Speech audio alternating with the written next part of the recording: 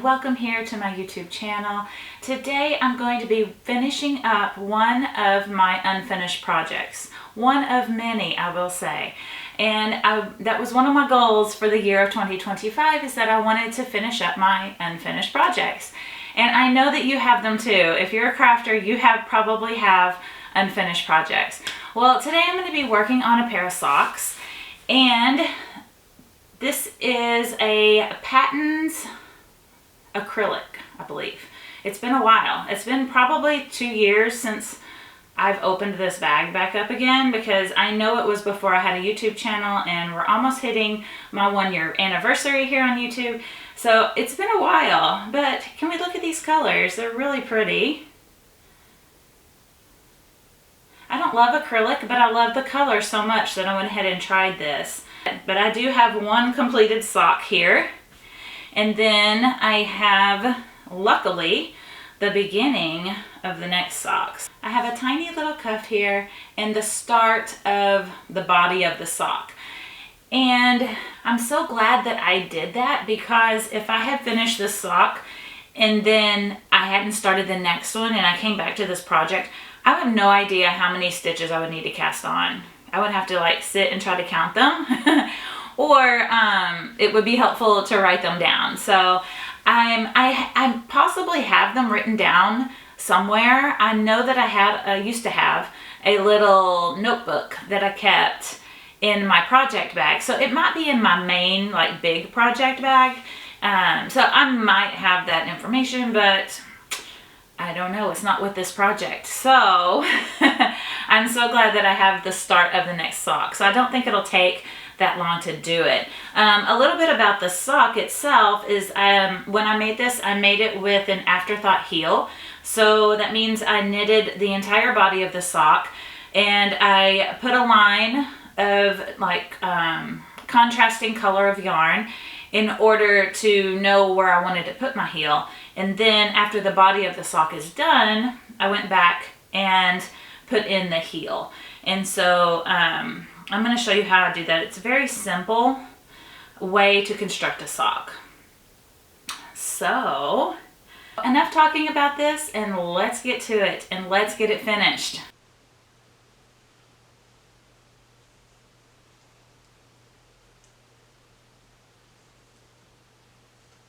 Woo, y'all. This yarn is so stretchy that I'm making my stitches too tight. It's going to take a few rounds, I think, to get the tension right again, because I have forgotten it. I mean, I haven't forgotten how to knit, but I've forgotten how I worked with this in the past. So like I said, my stitches are quite tighter.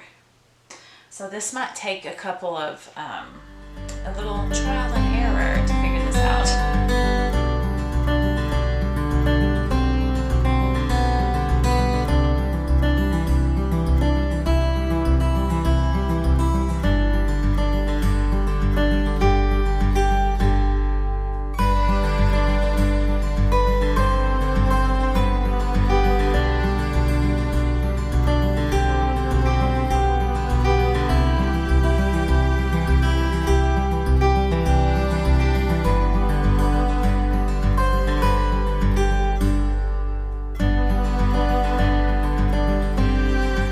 As I knitted through the evening, a wonderful thing happened.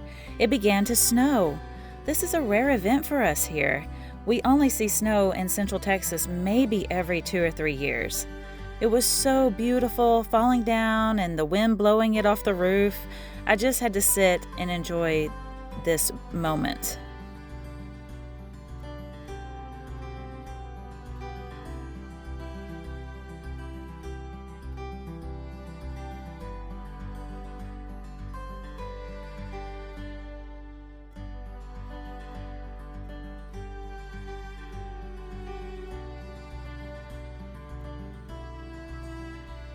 Then my daughter spied this going on outside. A cute possum finishing off some treats that I had put out earlier for the birds and squirrels.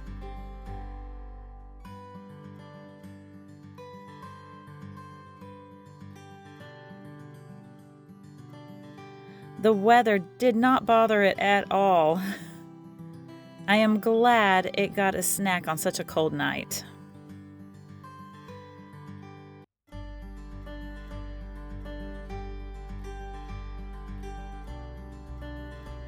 So I think I made pretty good progress today, knitting about half of the body of the sock.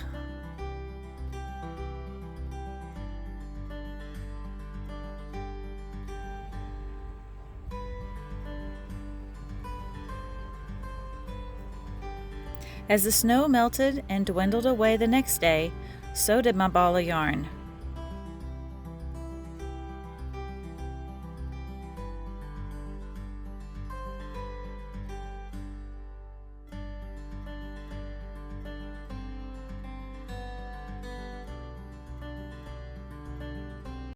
So it's time to start decreasing for my toe area. And what I did is that I counted my rows on my first sock over here. I painstakingly counted these teeny tiny rows to make sure that my socks would end up the same length. And so that's what I did over here. And let me tell you, I love to just get lost in stockinette stitch. But now I'm gonna have to kind of pay attention because it's time to decrease for the toe. And to do that, all I'm going to do is I'm going to knit 2 together on these 2 stitches on this end, and then knit 2 together on this end. And I'm gonna do that every other time, every other round. So if you look here, let me flip it over. It's hard to see. I'll try to zoom in. But this is my, my line for my heel right here. And so I'm going to start decreasing with my sock in the front. So this is the top of my sock. And like I said, when I'm going to come over here, I'm going to knit these first 2 stitches. And this is why I like using double pointed needles, because I know that I'm going to knit the first 2 stitches on this stick, and then the last 2 stitches on this stick. And then I'll do the same over here. I'll knit those 2 together, and then when I get over here, I'll knit those 2 together. And I'm going to do that every other round. Now, here's just a little tip. This is something that I do if I have to put my stitch work or my knit work down during that time when I'm doing the decreases. To remember where I am, I always lay down my work before starting another decrease, so that when I pick it up again, I know that I need to start with a decrease row. If you forget, sometimes you can look at your past stitches on your last round, and sometimes you can tell if you knitted them together or not. But sometimes on some yarns, it's kind of hard to tell. So that's just a little tip. That's what I do. It helps me to keep track of where I am in the decreasing process. So let's make this toe look like that toe.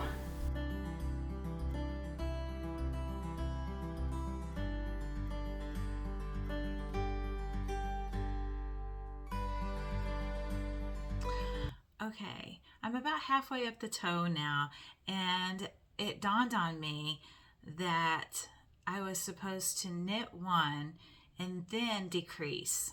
So I would knit 1, knit 2 together, knit across to the other side of the toe, and when you have 3 stitches left on your needle, knit 2 together and then knit 1. And then do the same thing. You'll turn it and do the same thing again. I had forgotten that that's the way that I had been taught to do it. Now there's lots of ways to decrease a toe.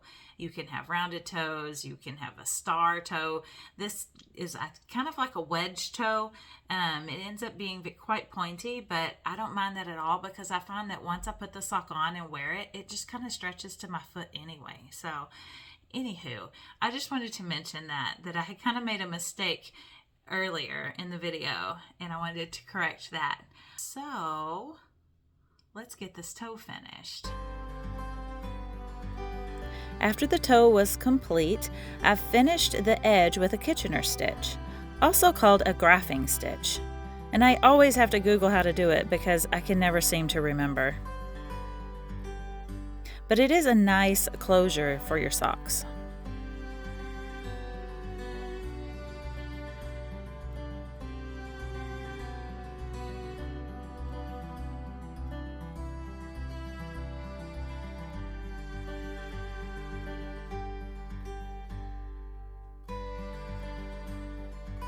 Next, I'm picking up the stitches for my heel. I will pick up every other stitch all the way across the back of the sock, and I will do this on both sides of the heel marking thread that I have.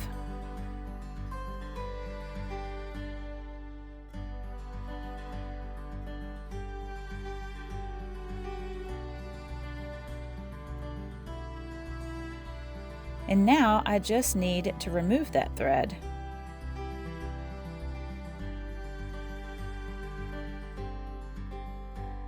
Sometimes a small crochet hook works well to loosen up the thread.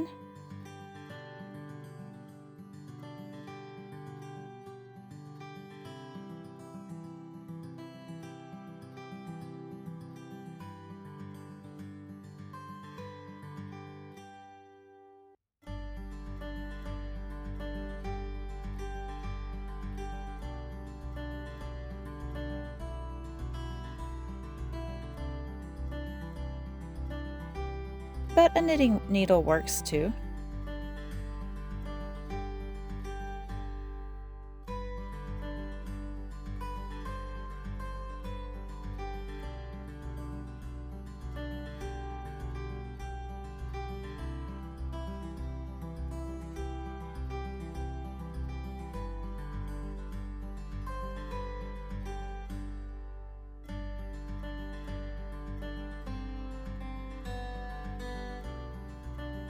Now that I have opened up the sock, I am looking carefully at all of my stitches, and it appears that I've dropped a stitch on the side where I'm holding the needle in the middle there. And I'm also trying to decide if this is a dropped stitch or just a purl stitch that was pulled in the process. It will be easier to tell once I divide all the stitches evenly onto all 4 needles.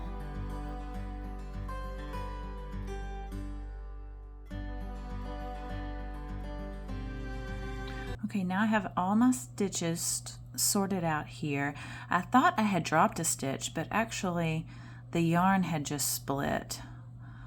Once I started moving my stitches over to my other needles, I realized that, that had just split.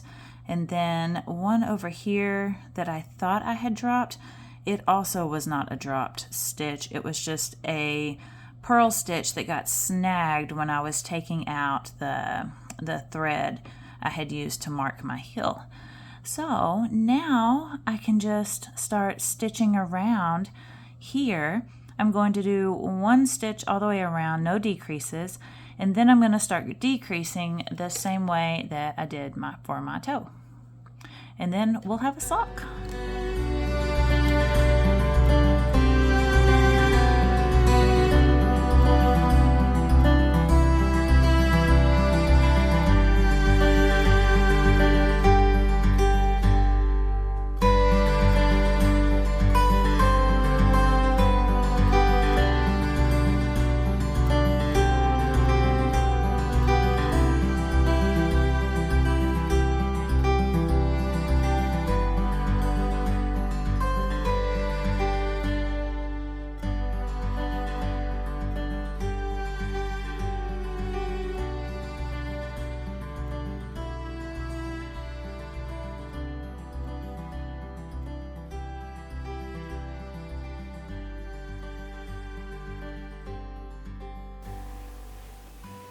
Okay, I'm almost done. I'm so excited to have new socks to wear. Now, typically this happens quite often where you get these little holes right here. It's not really a hole. It's just where you've picked up the stitches and it's kind of stretched. You can see my finger under there. So all I'm going to do is just kind of sew that together. And then I have some ends to weave in, and then we'll be done. So I'm going to come to the inside of this sock, and I basically kind of treat it like as if you were darning, really. Now, I'm not the best darner, and I don't have any like specific technique. I just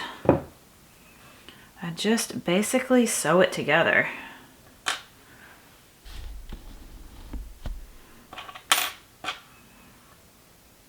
So I'm going to start under here before I get to my hole, and I'm just going to kind of weave in and out through these stitches. I'm going to leave quite a long tail there. And then I'm going to go back and forth, trying to kind of pick up the opposite stitch. Like I said, I don't know if this is how you darn like properly, but it's how I do it. I don't want to pull too tightly because I don't want to pull my thread out, but we can pull that one. Then I'll kind of pull that one. Okay. And then I just keep going over this hole here. It's kind of like weaving, really. And just kind of go in and out through these stitches.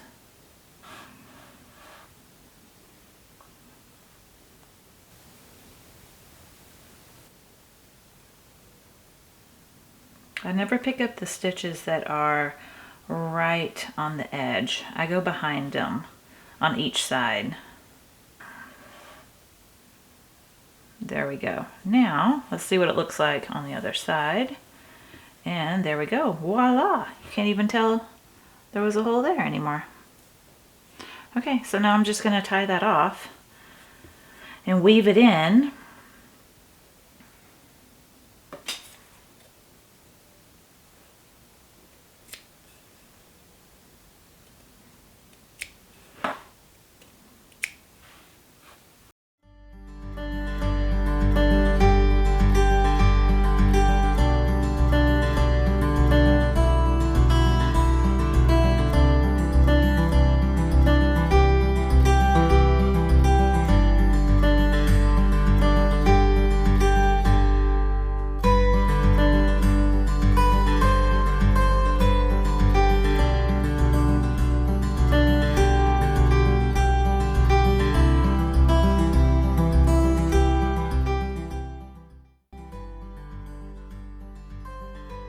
I would encourage you to finish one of your unfinished projects as well, because it is such a wonderful feeling of accomplishment, and I want all of you to have this feeling too.